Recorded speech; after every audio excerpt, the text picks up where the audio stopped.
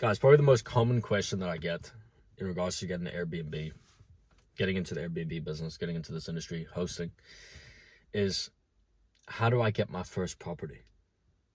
How do I convince a landlord to rent out their property to me to run as an Airbnb?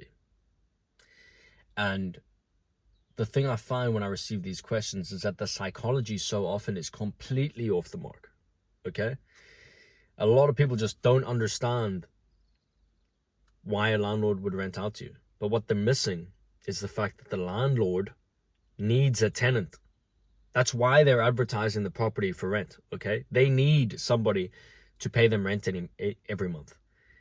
And all they want to know is this tenant going to look after my property so that I'm not going to have to pay a lot of money on repairs, on lawsuits if people decide to squat and not pay their rent, etc. Okay? But they want their money per month because they're paying a mortgage or they're relying on the rental income from this property. So they need to rent it out. If a landlord doesn't rent a property for a month, okay, and say that property is $1,000 a month, they have now lost $1,000 because it wouldn't cost them any money to have a tenant in there for that month.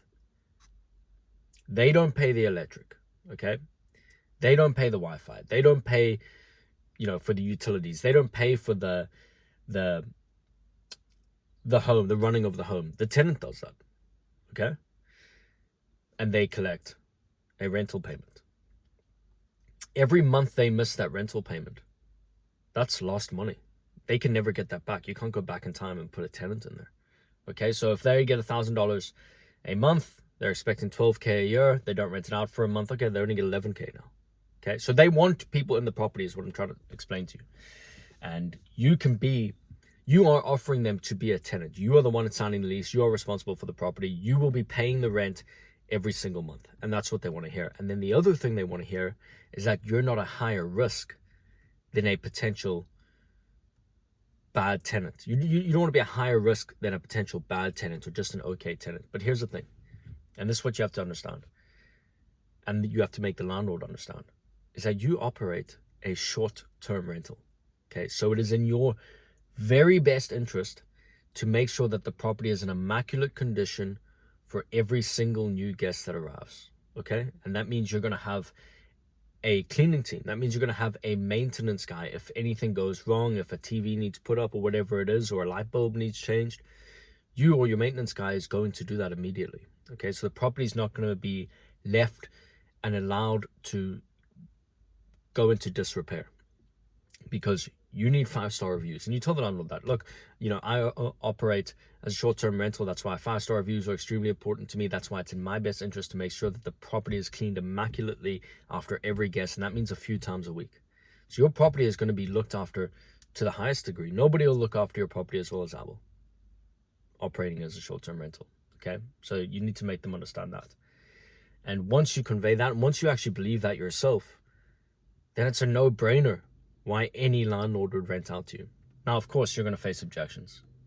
A lot of landlords are going to say no. A lot of estate agents are going to brush you off and tell you that their clients aren't interested. But that's why you need to work on your pitch. You need to convey these ideas across without sounding needy and without sounding, over salesy, if that makes sense. Okay?